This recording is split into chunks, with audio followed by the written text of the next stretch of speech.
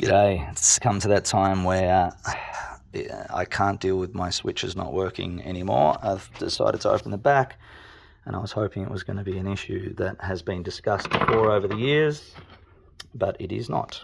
Some of the issues people have noticed is that these E-clips get loose, and you have to take them off, tighten them, just crimp them back together again, pop them back on, and people have found success to that.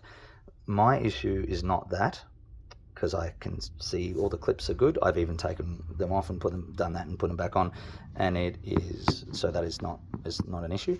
But in diagnosing, trying to figure out, okay, well, so what's going on?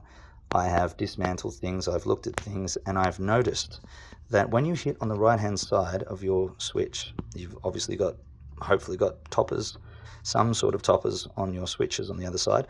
Right hand side, looking down at your pedal board, it really twists this whole unit.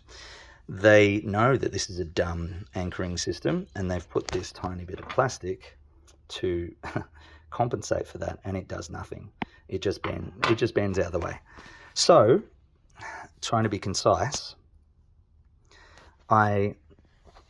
just to show you how this thing works. This is without the chipboard thingy on top of it. This moves up and down and hits this tiny little switch under here. Now, in a perfect world, I would do what the other dude has done and take all this off. You can figure it out. It's pretty straightforward. Take the switch that's in there at the moment off. Get yourself a really good quality switch that's compatible with this, and wire it into these two locations here, which the guy has done. He's done a great job. There's a video of it. That's definitely something I will think of moving forwards. For now, in regards to warranty issues and stuff like that, I was trying to think of a way to fix this or dick around with it so that I'm not going to avoid any warranties. And I know someone will probably say, you've already avoided the warranty. If I put this back together, no one's going to know I've taken it apart. Okay, so anyway, I have got these. What I believe needs to happen, because I can see it, if I hold my finger there and support this crappy bit of plastic, we get our clicks. If I don't, nothing happens, right?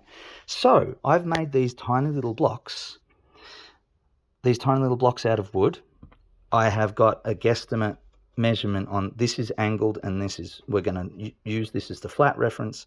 We need the other side to be flat because we want it to push up nice and hard up against this crappy bit. But I've created a little angle.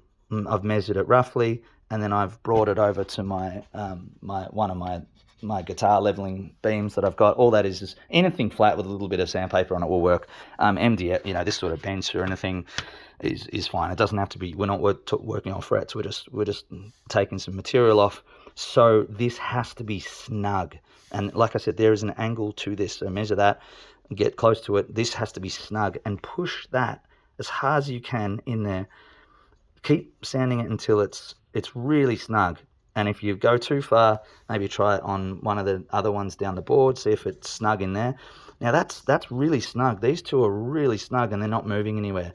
I haven't put this back on yet because I want to make the other one and then screw this back on. But I think that's going to work for now. Again, if I dismantle this, if I want to remove these for some hypothetical reason, you want to do a similar thing and blah, blah, blah, you just put it all back together, take them off, and you haven't voided your warranty as far as anyone else, anyone knows. There's no, obviously you could replace those switches, like I said, or do a more permanent version of these. If you've voided your warranty anyway, you could put something like that completely epoxied in location. The good thing about it is that if you're careful moving down the track, I'll try and get a nice close up of here, the one without it, and then the one with the block next to it. If you're careful and you don't epoxy this left-hand side, but it's nice and snug, you can obviously either keep them there and still remove this and put switches in at a later stage if you want to do that. That's not going to change anything. Anyway, I just thought this might be helpful for someone. Peace from Australia. See ya.